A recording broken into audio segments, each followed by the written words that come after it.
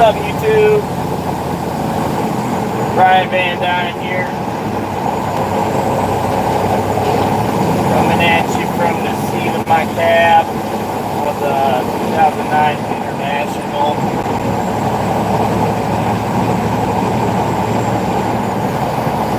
Hit some heavier traffic. Some of that rush hour on I-5 South near Depletion.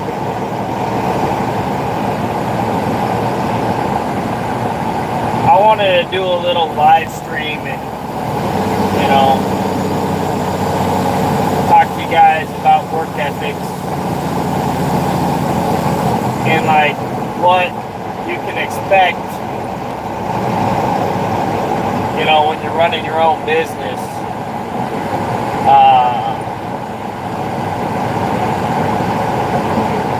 There's kind of a balance.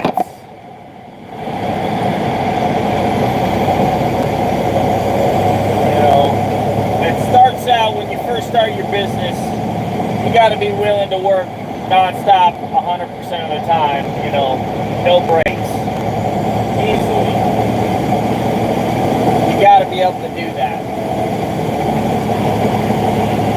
And then as your business progresses, then you get a little more, pick and choosy, because, and it's not about not working, it's about being efficient, like, for example, you don't want to give up a full day's worth of work for a half day's worth of work, right? So you be a little more choosy, and with the experience of running your business, that's when you start to be a little more choosy, a little more pick and choosy. But when you first start out, you got to do everything, just about. You basically got to do just about everything.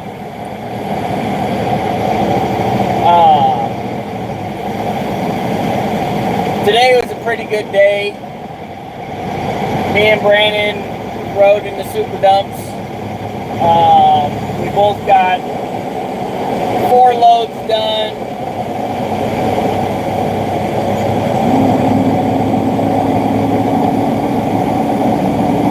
We both made, $12.50 a ton. We got 4 loads done, so 100 tons. That's $1,200 a piece. And then, because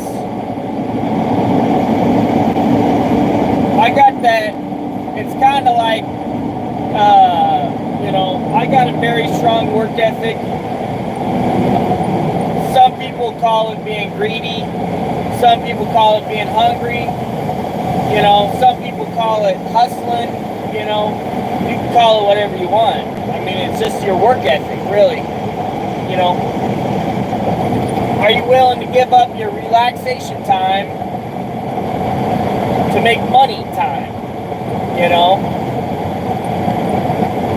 And I guess at the end of the day, the only reason we really make money is so we can have more of that relaxation time. But it's about,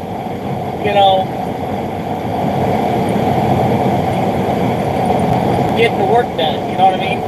So right now I'm loaded with my 5th load, and my driver is loaded with his 5th load, because we were able to get our 4 loads in for the rock quarry, and then I had another customer who wanted some topsoil, and I said, yeah, we'll make it happen today, And so with these 2 extra loads, I'm making almost what 1 truck made in the full day. Just because I was able to plan it out right, That's what you gotta do. You gotta try and set. Long haulers are way better at this than dump truckers. And it's called the backhaul, right? So it's really easy for you to find work for the day, but then on your trip back home, that's when you're always bobtailing or hauling empty, right? So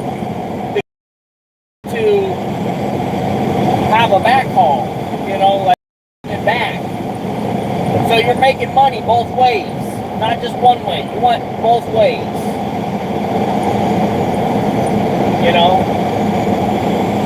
And that's what, you know, being a businessman, you got to think of every single way you can make money. You got to think of every single way to feed your family. And, you know, this is an example of that.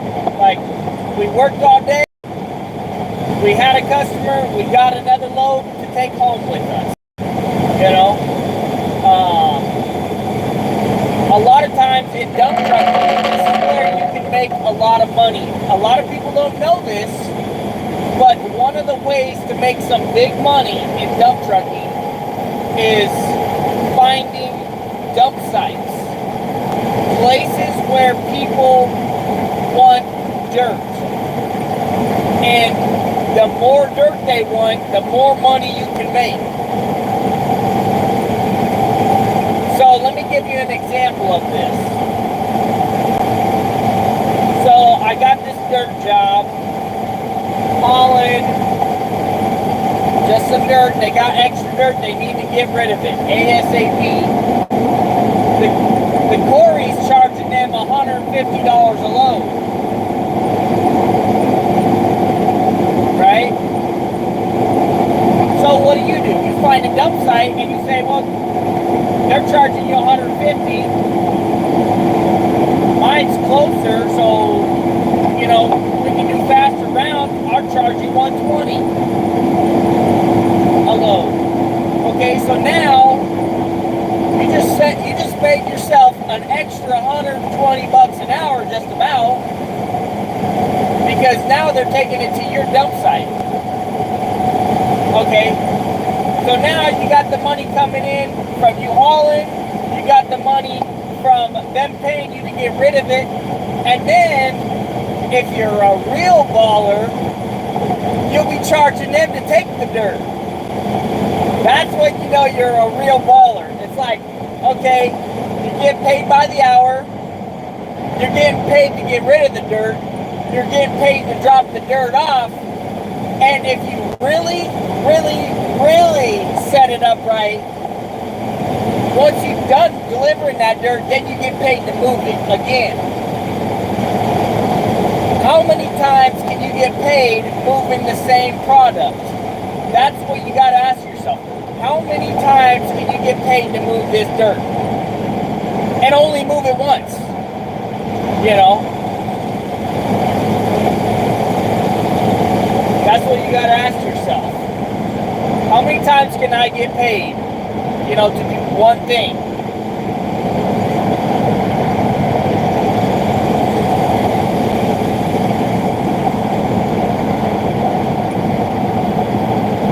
That's called hustling right there.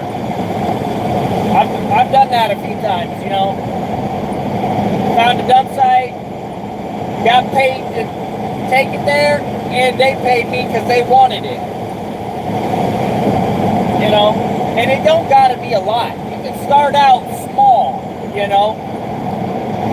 And here's what it comes down to. Here's what it comes down to. When you're in your personal car driving around, or even when you're in your dump truck driving around, we drive by so many houses. We drive by so many places. And Washington is really, you know, it's basically a mountain state. Like, it's all up, down, you know, curves everywhere. That's the way Washington is. For those of you guys that live on the flatlands, you know, it might not be that easy. But for us, super easy to find places that people are like, yeah, I'll take a load of dirt for $30. I'd love to fill that hole in. Or, yeah, I'd love to make my yard go out a little bit further. Level. You know?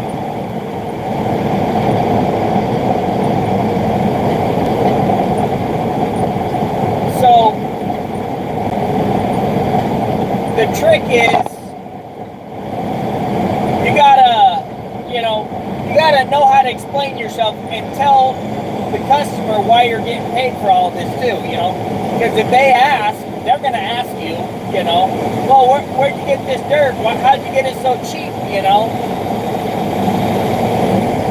You know, or the customer's going to say, well, how come you don't take it for free, you know? Well, you know, I'd love to dump the dirt for free for you, but I got to move it around with my dozer at the end of the day. So, you know, that's going to help pay the cost for that. They don't need to know how much they're paying you to do it. They just know that you're going to be doing something more with it once you dump it. You know? You're getting paid for the hassle of finding a spot that wants it, right? So, you know, if you see an ideal spot to dump some dirt, knock on the door and say, hey man, I run a dump truck business. I noticed you got kind of a big drop off there, or you got that big hole. I'll help you fill that in, you know? Like, you know, just tell them, you know, you want to help me out with some of the fuel, you know, 20 bucks a load, we'll get that thing filled in. And if I need to bring a machine out, I'll give you a discount, you know.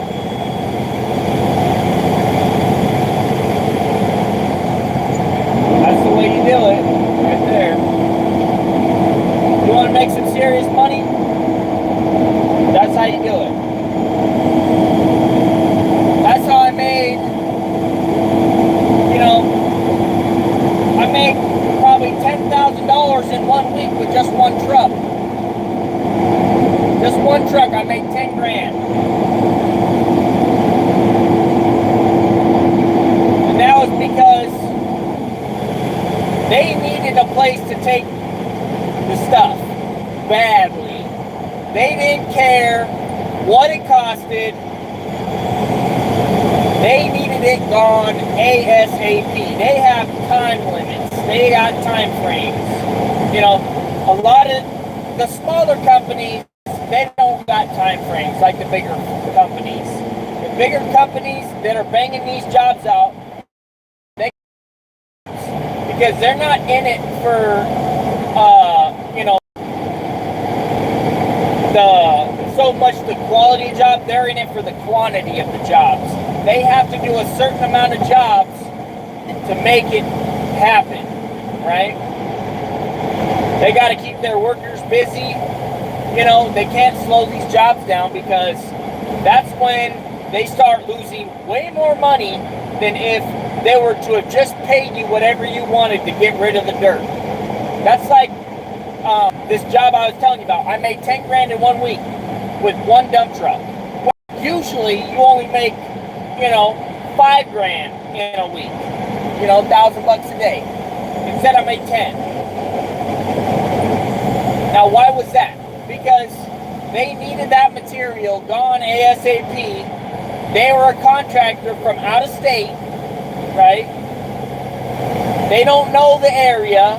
They don't know who takes what, right? That's another thing.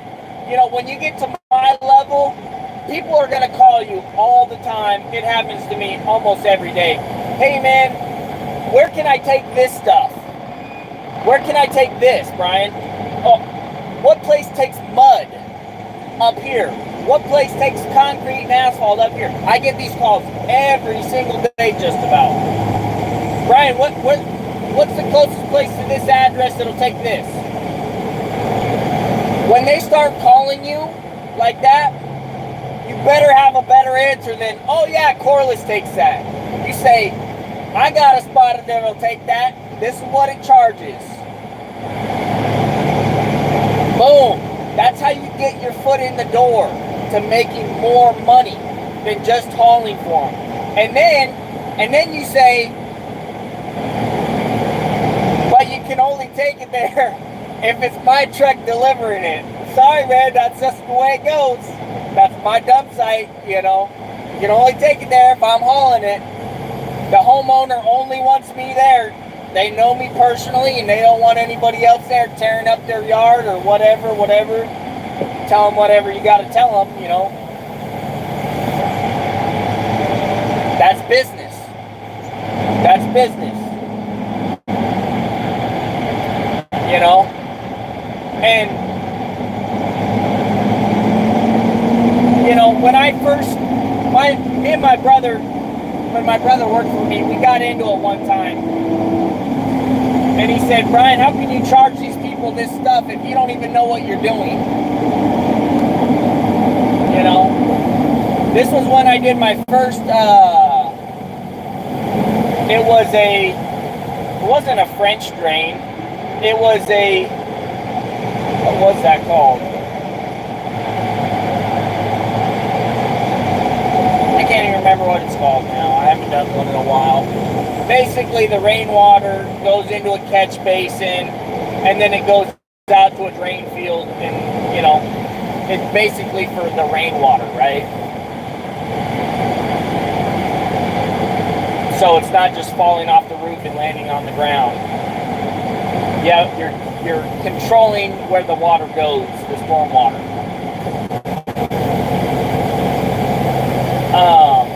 And, you know, you may not know, but you're going to have to learn, right? And if you can get paid to learn, that's even better, you know?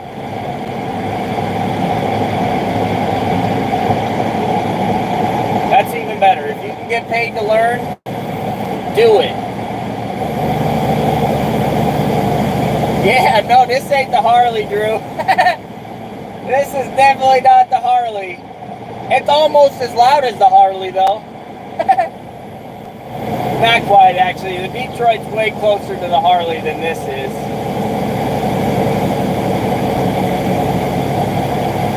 See, Drew just bought a dozer. That's a nice dozer, Drew. That's a nice looking dozer.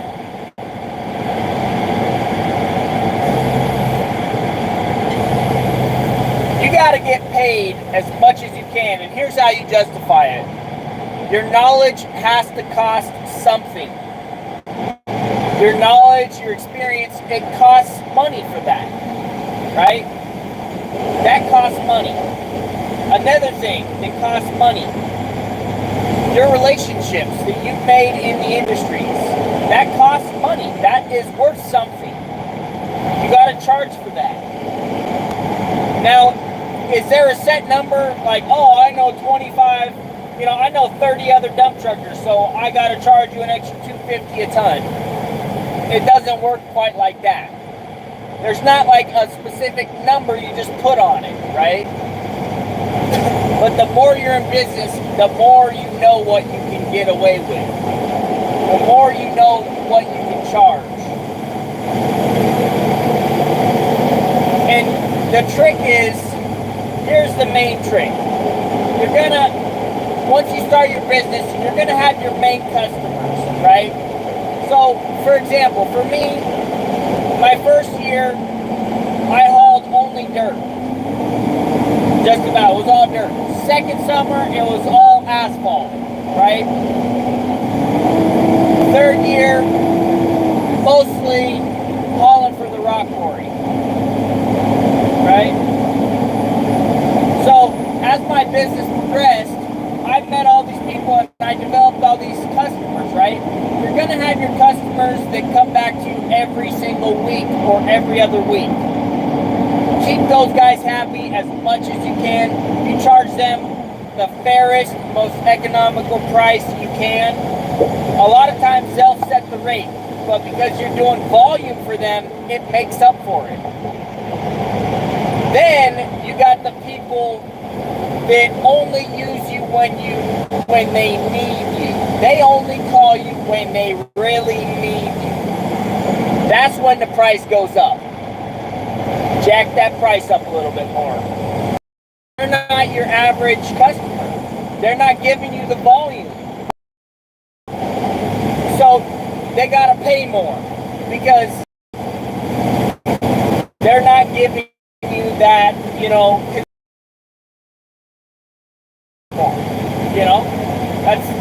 that's another thing. Another thing that I do personally is if I haven't worked with the contractor for a long time, they're paying upon completion. Upon completion. If I haven't worked for you for more than 2 or 3 months, they're paying me at the end of the day. You know, unless I know for a fact you're reputable, you know. But if this is You called me up off a Google ad, I'm getting paid at the end of the day.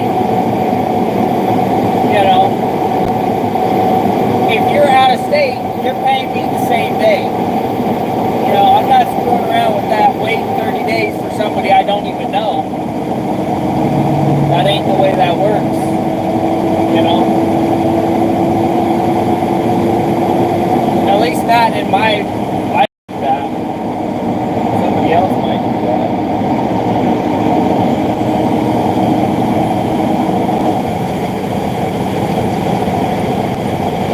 Dang, that guy is. He's got a jumping jack rolling around in the back of his pickup. I think that's great. I'll strap that thing down.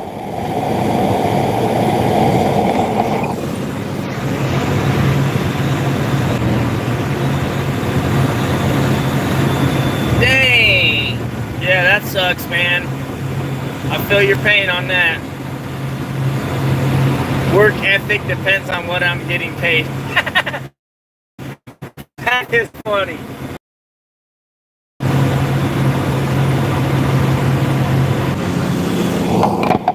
So, work ethic, I mean, you gotta grind. You know, if you want to be in business for a long time, you just gotta grind. You know, my 4th year right now, it's been amazing. I'm definitely starting to feel more and more burnout, you know. I'll admit it, I'm definitely feeling more burnout, you know. Especially with like YouTube and stuff, you know. Definitely burnout, you know. Or getting there. I should say I'm getting there. I'm not burnout totally, but I'm definitely getting there, you know. Because I put so many hours into all this stuff. Eventually, you got to take a step back, take a break, and then you can hit it again, you know.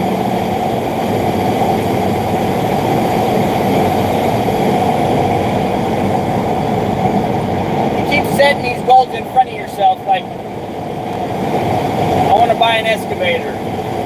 I want to have 2 excavators. I want to get another dump truck. I want to have 3 dump trucks. I want to build my house, you know. Eventually, you're going to have to take a step back and say, okay, when, you know, enough is enough, you always start asking yourself these questions, you know. For the past year and a half, I've, you know, talked with myself about, you know, in my head, I've been thinking, like, what if I just sold everything and then just retired, you know? What if I just did that? You know, I own my property. I basically own all the machines I have. I can make a few $100,000. I could easily build my house and have, you know, easily maybe 100 to 200,000 left over after I sold everything. And if I sold my property after I built the house, I could probably have close to 800,000, probably. With that much cash, you can move somewhere where it's a lot cheaper. At least I could. Whoa! What the flip is wrong with this guy? This guy's freaking swerving all over the place.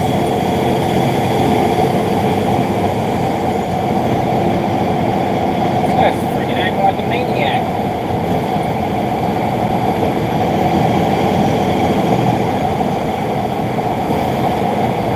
That guy's being a freaking maniac on the road. And try that again, man. Might end up getting ran off the road. Dump trucks always win against passenger vehicles, man. That guy's got some serious road rage. Better not try that crap again.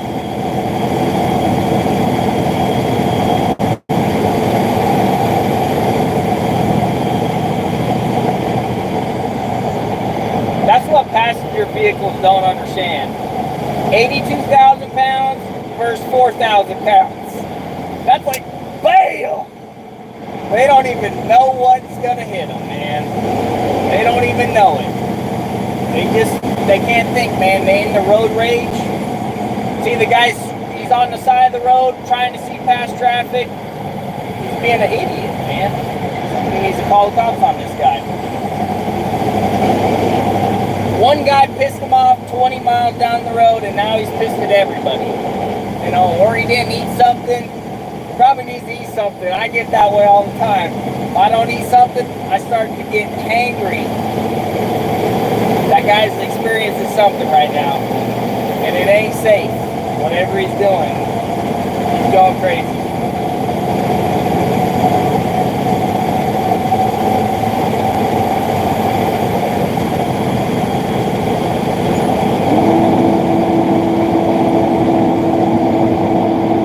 Sometimes I wish people had their phone numbers on their cars, you know, like how people can look up my business and call me and complain to me. I wish I could call them up and say, hey man, you're in that little pickup truck that weighs 3,000 pounds. Do you have any idea what you could have did to yourself? You don't go swerving around in front of 82,000 pound vehicles, man. No matter how bad they piss you off because they're going 2 miles under the speed limit or whatever the reason is, don't do that. Just don't do it. And plus, you never know what that other person is going through that day too. Like, I always carry a gun on me for that reason right there, because you don't know which one of these crazies is going to try and kill you, you know? There are some crazy people out on the road. Crazy. They're driving emotional. I lost my whole train of thought because this guy was driving reckless.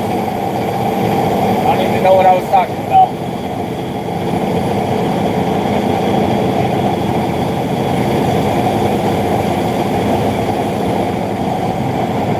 Don't even remember what I was talking about.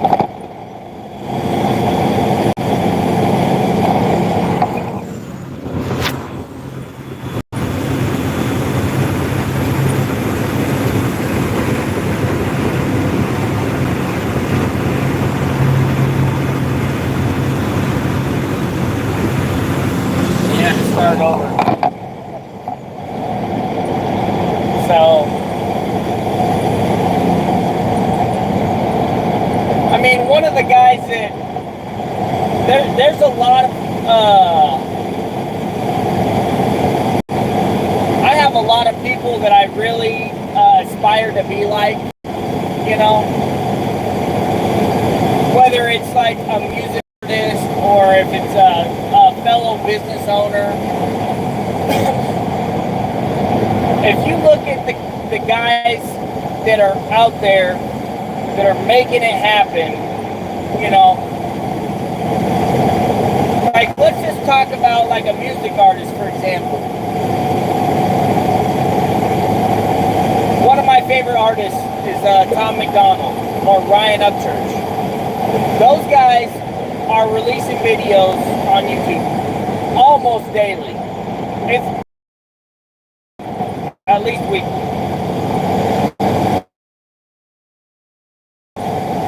Their success did not happen. It never happens overnight. It never is. You got some good looks or something, or some sort of charm. Most of us ain't that lucky, so usually persistency pays off. That's the same with dump trucking. You're not gonna get rich quick with dump trucking. You know, you got it, persistence. I worked 7 months on my old dump truck before I made a dime. Before I made a single dime, I worked 7 months on that truck. Non-stop, every single day after work.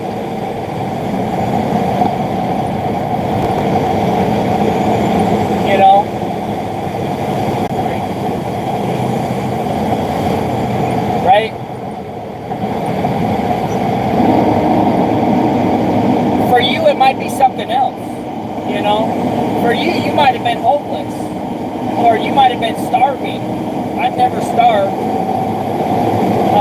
You know, I was never homeless per se. I did get kicked out of my house one time. But I was lucky to have good friends, and I moved into their house. You know, that was when I was 17. Lived there for a year, and then Grandpa made me move back.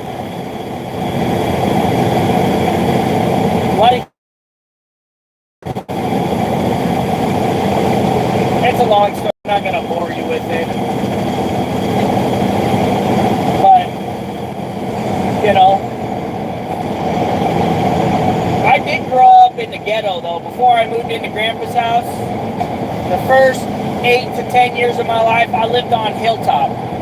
And for any of those of you that are in Washington, you know, or Western Washington, you know Hilltop was the ghetto back in the 90s and early 2000s. I don't know if it is considered the ghetto now. I mean, it still kind of is from what I've heard. It's still kind of the ghetto. Or the projects, or whatever you want to call it. I lived in that house that was, you know, 2 bedrooms. There was pigeons living in the roof. There was pigeons living in the roof. You know, it was, we lived in a slum house. It was, you know, there was a slum lord. That's what they called it, the slum lord. You know, my mom, you know, she didn't always get our Christmas presents and our birthday presents the legal way, if you know what I'm saying. You know, a lot of our presents, she didn't buy with money that she earned, you know.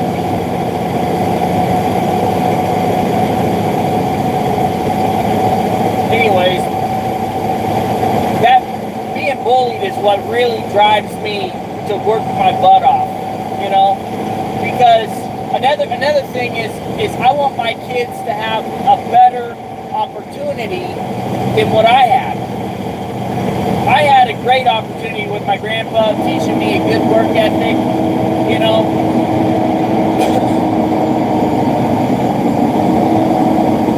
And yes, you know, Grandpa took care of the family as best he could, you know, and he stood up to the plate, and everybody got 5 acres, you know. That was our inheritance from him, you know. He sacrificed his retirement for that. Basically, you know, he took his whole retirement and bought that 40 acres, you know. It should have been ours anyways, but the government stole it from us. A lot of you guys don't know that either.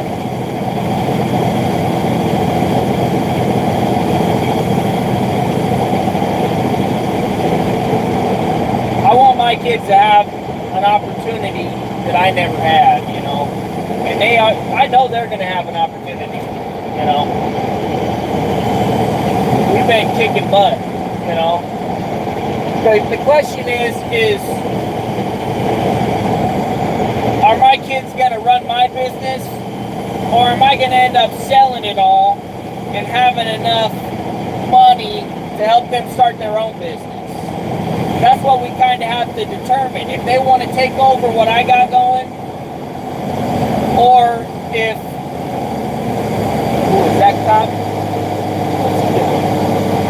Slowing traffic down or what? He's got his lights on up there.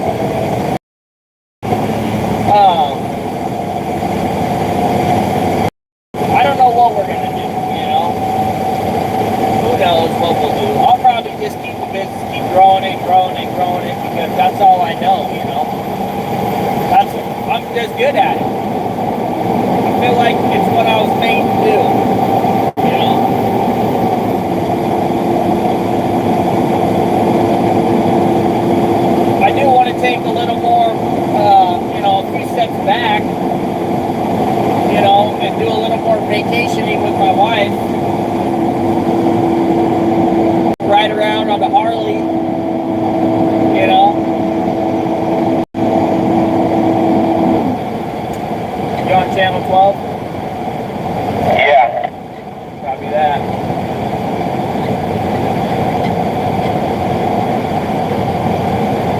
be taking the next exit. Yeah, I know. Yeah, I remember. My area, I know where Sheldon Mount Log Road is.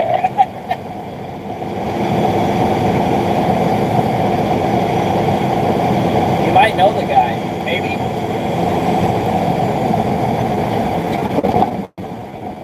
I'm pretty sure him and his wife are locals. I think they grew up on Vanduyn Loop or something like that, if I remember right. 10-4. Yeah, there's a chance. He seems like a cool dude to me. Hey? I said he seems like a cool guy to me. Oh, nice. Well, that works.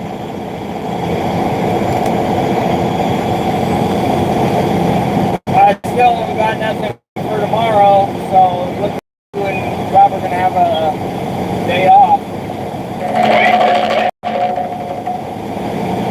Nice to have a day off once in a while, ain't it? Yeah, especially because they haven't been coming around as of late. Yeah, I know. We've been working full throttle for a long time. Yeah, no, it's been nice, but it's time to take, a one-day break.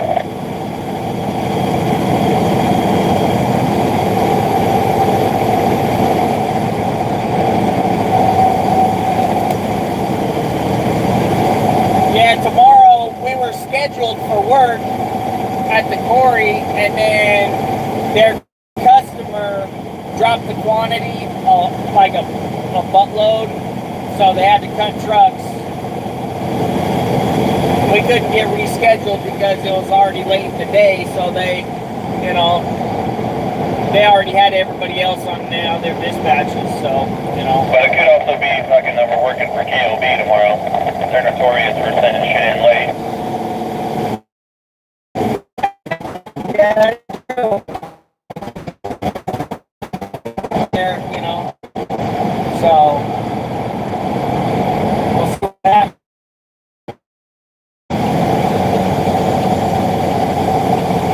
I'm thinking I might go for a ride tomorrow. Oh yeah, that'd be fun. It's supposed to be great weather in the 80s, I think. Yeah, I think it got up to like 83 or 84 today. It was nice. Oh, it was definitely hot, dude. I could feel the sun beat through the window. Barely keeping up. At least when I was stopped. When I'm moving, dude, this will freeze you out. Yeah.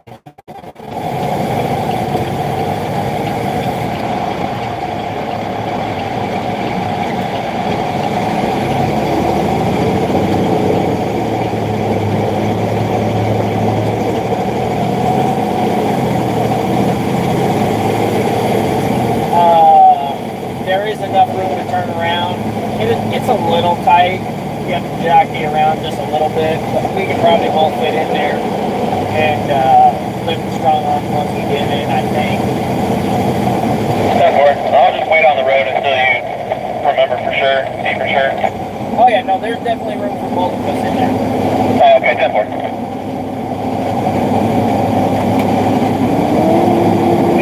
We're delivering some topsoil. I did some work for this guy. I've worked for him twice already. I did a lot of grading, and then I delivered some rock, and then I came back and did some clearing, and now we're delivering topsoil. They've been using me consistently. They did use a few other contractors before me, and they just weren't up to par or something. I don't know, because they stopped using them, and then they started using